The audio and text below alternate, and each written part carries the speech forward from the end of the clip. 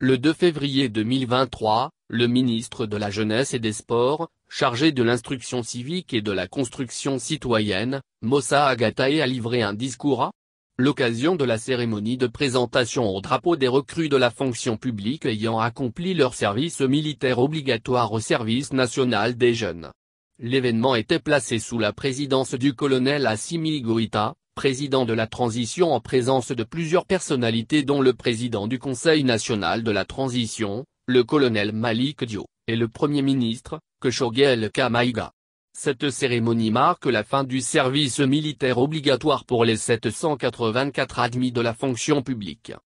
La cérémonie qui nous réunit ce jeudi, 2 février 2023, marque la fin du service militaire obligatoire des 784 admis de la fonction publique d'État au service national des jeunes. En effet, Excellence Monsieur le Président de la Transition, chef de l'État, chef suprême des armées, il y a 10 mois, à cette même place d'armes, vous annonciez une décision de haute portée en affirmant, désormais, tous ceux qui sont retenus dans la fonction publique passeront par ce processus service militaire obligatoire avant de rejoindre leur lieu de déploiement dans le cadre de l'administration.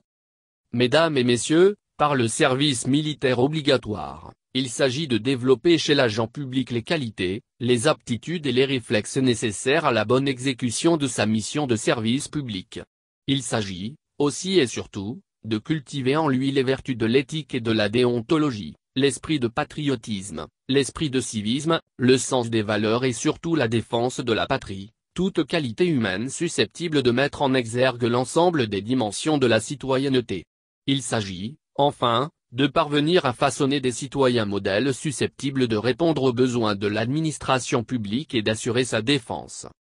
Mesdames et messieurs, au moment où les populations sentent et se réjouissent, de plus en plus, de la présence de l'État, où la montée en puissance des forces armées maliennes constitue un vent d'espoir pour des populations, le service militaire obligatoire apparaît pour tous les Maliens comme une lueur d'espoir, un outil aux effets incommensurables, un honneur pour soutenir et amplifier l'élan irréversible de faire de la souveraineté retrouvée du Mali, une réalité tangible.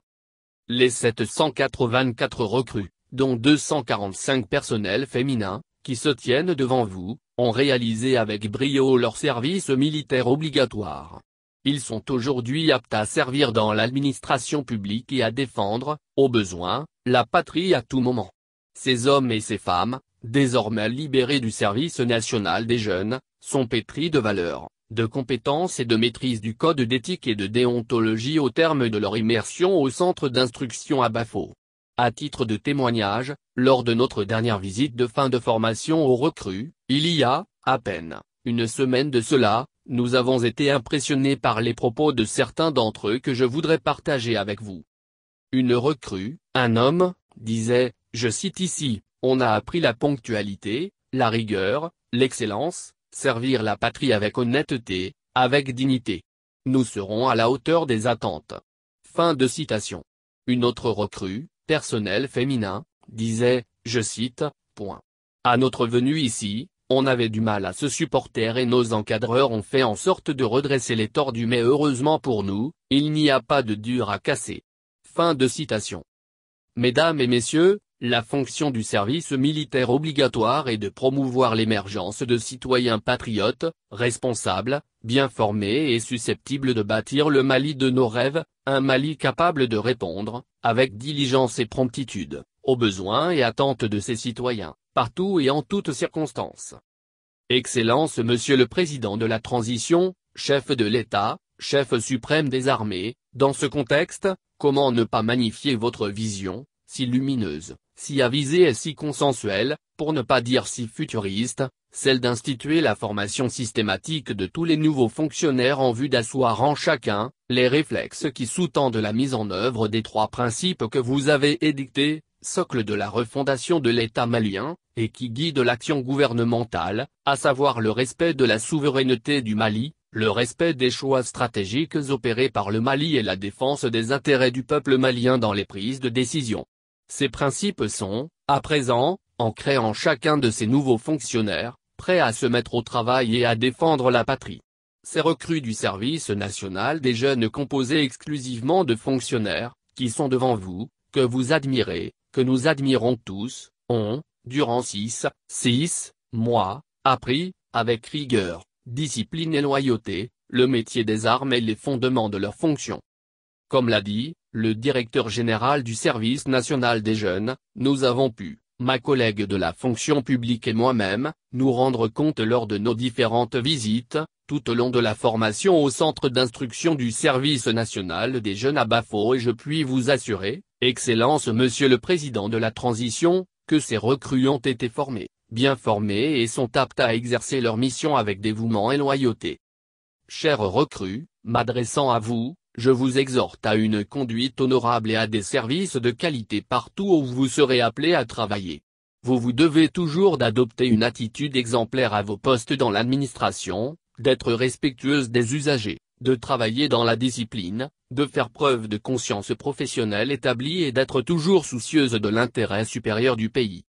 Chers recrues, je suis, d'ores et déjà, convaincu que vos familles et les usagers de l'administration publique percevront l'impact, le changement positif et l'engagement patriotique de cette formation sur vous. Il me plaît d'adresser à son Excellence le colonel Assimi Goïta, président de la transition, chef de l'État, chef suprême des armées, mes remerciements les plus sincères pour avoir autorisé la mise à disposition des moyens nécessaires pour la réalisation de cette formation. Sous votre leadership, Excellence Monsieur le Président de la Transition, chef de l'État, et avec l'impulsion de Monsieur le Premier ministre, chef du gouvernement, nous avons pu atteindre les objectifs que vous nous aviez instruits à travers cette formation. Vous pouvez compter sur ces hommes et ces femmes parmi les modèles de citoyens que vous rêvez pour le Mali. Dans le cadre de la collaboration et de la solidarité gouvernementale, je voudrais exprimer toute ma gratitude à mes collègues ministres de la Défense et des anciens combattants, ministres de la Sécurité et de la Protection civile et ministres de l'Économie et des Finances pour leur accompagnement constant qui a fortement contribué à la réussite de ce service militaire obligatoire. J'exprime également ma gratitude, avec un hommage appuyé, à Madame le ministre du Travail, de la Fonction publique et du Dialogue social pour sa collaboration et tout son soutien. Soyez toutes et tous remerciés. Enfin, cette formation n'aurait sans doute pas connu ce succès sans le professionnalisme du directeur général du Service national des jeunes et tout son personnel d'administration, d'instruction et d'encadrement. C'est le lieu, enfin, d'exprimer toute ma satisfaction pour la rigueur et le dévouement au travail de l'ensemble des instructeurs et encadreurs du centre d'instruction du Service national des jeunes à Bafo. Après leur formation militaire obligatoire de 6 mois à Bafo, les 784 nouveaux fonctionnaires de l'État dont 245 personnels féminins ont été présentés au drapeau le jeudi 2 février 2023 à la place d'armes du 34e régiment du génie militaire en présence du président de la transition, le colonel Assimi Goïta, qui avait à ses côtés le Premier ministre, Tshogelko Kalamaïga, et le président du Conseil national de transition, le colonel Malik Dio. À présentation des 784 nouveaux admis à la fonction publique au drapeau marque la fin de leur service militaire obligatoire et annonce leur prise de service dans la fonction publique de l'État. La cérémonie a été une tribune pour le directeur général du Service national des jeunes, SNJ, le colonel Siemoko Kamara, de rappeler les missions essentielles de SNJ. Institué par la loi N-2016-038 du 7 juillet 2016, le SNJ a pour mission de contribuer à parfaire l'éducation, la formation physique, civique et professionnelle des jeunes fonctionnaires en vue de leur participation effective et entière au développement économique, social et culturel du pays et de leur mobilisation pour les besoins de la défense nationale. Les cibles du SNJ sont les citoyens diplômés sans emploi, les non-diplômés sans emploi, les admis des fonctions publiques de l'État et des collectivités territoriales ainsi que des autres statuts. Il a ajouté qu'il a été décidé désormais, que tous ceux qui réussiront au concours des fonctions publiques de l'État, des collectivités et des autres statuts, passeront par cette formation militaire obligatoire avant d'être déployés dans les différentes administrations. Les 784 fonctionnaires présentés au drapeau ont été formés au savoir et savoir-faire dans les matières clés que sont la tactique, la topographie, l'armement, le règlement du service dans l'armée, comment servir loyalement le pays à travers un programme d'instruction civique. Ils ont aussi reçu toutes les informations relatives au code de conduite, à l'éthique et à la déontologie d'une fonctionnaire de l'administration publique à travers des modules de socialisation. À la fin de leur formation, la direction du centre d'instruction a organisé un examen oral d'évaluation de fin de formation sur l'ensemble des matières enseignées. Le but de cet exercice était d'une part, de tester la connaissance d'ensemble des recrues et d'autre, d'évaluer chacune selon sa valeur intrinsèque. Et le résultat est éloquent. C'est pour vous dire, Monsieur le Président de la Transition, que nous avons désormais des nouveaux fonctionnaires façonnés conformément à l'esprit et à la lettre des missions que vous avez voulu confier à la direction du Service national des jeunes, c'est-à-dire former des citoyens patriotes, volontaires, engagés, irréprochables et prompts à répondre, toujours présents à l'appel de la nation, a-t-il assuré. Le directeur général du SNJ a rappelé au président de la transition la nécessité de construire la nouvelle direction de SNJ et le centre de formation physique et professionnelle à Sounsoun-Koro. À ses dires, la réalisation des infrastructures permettra d'améliorer grandement les conditions de travail du personnel mais également de tenir les futures formations dans des conditions idoines. Comme autre difficulté qu'il n'a pas occultée, il y a le problème de mobilisation de fonds pour la formation professionnelle. Les deux précédents contingents n'ont pas pu bénéficier de ces fonds faute de moyens. Pourtant, cette formation est très importante car elle garantit la réinsertion sociale et professionnelle des jeunes recrues non fonctionnaires, a-t-il insisté.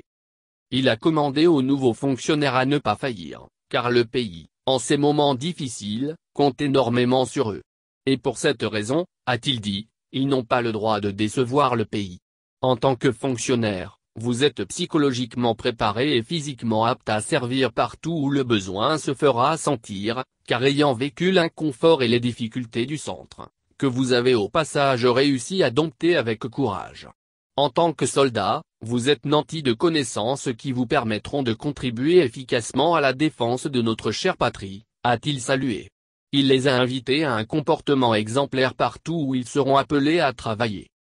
Le ministre de la Jeunesse et des Sports chargé de l'instruction civique et de la construction citoyenne, Moussa Agataé, a rappelé que le service militaire obligatoire vise à développer chez l'agent public les qualités, les aptitudes et les réflexes nécessaires à la bonne exécution de sa mission de service public.